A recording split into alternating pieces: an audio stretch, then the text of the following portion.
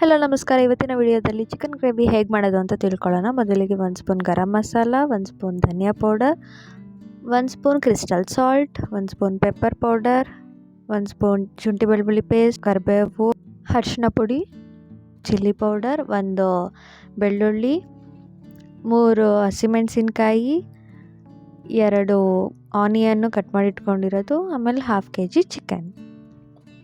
ಇವಾಗ ಮೊದಲಿಗೆ ಒಂದು ಬಾಣಲಿಗೆ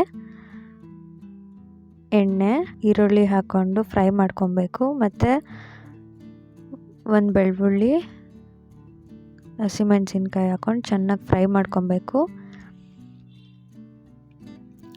ಆನಿಯನ್ ಕಲರ್ ಚೇಂಜ್ ಆಗೋವರೆಗೂ ಫ್ರೈ ಮಾಡಿ. ಈ ಥರ ಕಲರ್ ಚೇಂಜ್ ಆದಮೇಲೆ 1/2 kg ತೊಳೆದಿಟ್ಕೊಂಡಿರೋ ಚಿಕನ್ನ ಹಾಕ್ಕೊಬೇಕು.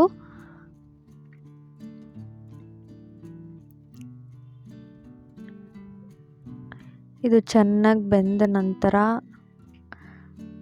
ಅರಿಶಿನ ಪುಡಿ ಹಾಕ್ಕೊಂಡು ಮತ್ತೆ ಎಲ್ಲನೂ ಚೆನ್ನಾಗಿ ಫ್ರೈ ಮಾಡ್ಕೊಬೇಕು.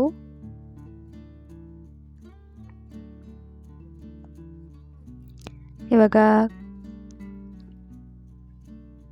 ಅಚ್ಚ ಖಾರದ ಪುಡಿ,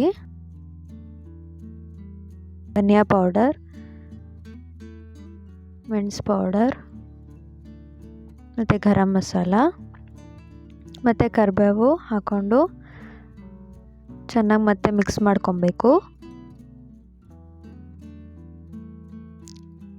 ಟೇಸ್ಟ್ ಅಂತೂ ನಿಜ ತುಂಬ ಚೆನ್ನಾಗಿರುತ್ತೆ. ಇವಾಗ ಹಂಗೆ ಶುಂಠಿ ಬೆಳ್ಳುಳ್ಳಿ ಪೇಸ್ಟ್ 1 ಸ್ಪೂನು,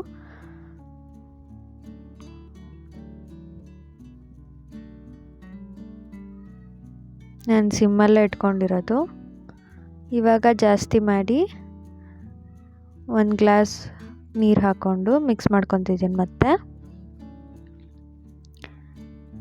ಇವಾಗ ರುಚಿಗೆ ತಕ್ಕಷ್ಟು ಉಪ್ಪು, ನಾನು 1 ಸ್ಪೂನ್ ತೊಗೊಂಡಿದ್ದೆ ಕ್ರಿಸ್ಟಲ್ ಸಾಲ್ಟು.